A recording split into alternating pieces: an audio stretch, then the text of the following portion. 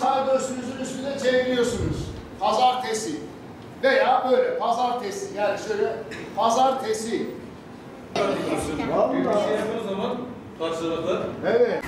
Neydi bu? Ederiz.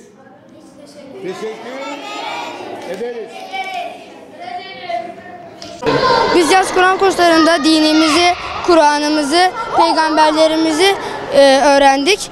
Buraya geldiğimiz için çok mutluyuz. Yaz Kur'an kurslarına geldiğimiz için çok mutluyuz. Ama sadece bunun yazın değil, kışın da devam etmesini istiyoruz. Okulda Sayın Müftümüzün dediği gibi Şırnak'taki gibi, ilerimizdeki gibi okuldan çıkar çıkmaz Kur'an kurslarına gitmek istiyoruz. Bu devam ederse çok mutlu oluruz.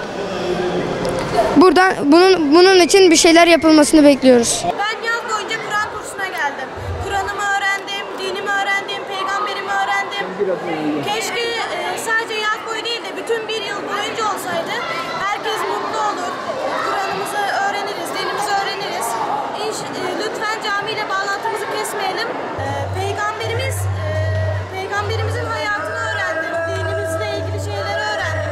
Abdestle ilgili şeyleri öğrendim. Kur'an kursunda peygamberimizin hayatını, dinimizi, Kur'an'ı öğrendim. Bunu kışında devam etmesini istiyorum. Ben okulda olsa ben Kur'an kursuna gitmemi istiyorum. Şırnak'taki gibi olmasını istiyorum.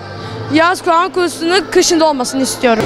Kur'an kursunda peygamberimizi, dinimizi ve Kur'an-ı Kerim'i öğreniyoruz. Hocam ondan sonra da bu yazın oluyor. Yazın sıcaklardan yapılmıyor. Kışın da olmasını istiyoruz. Yıl boyu devam ederse çok mutlu oluruz. Kur'an kursuna gittiğim için çok mutluyum. Yazın okullar tatil olunca yaz tatilini boş geçirmedim.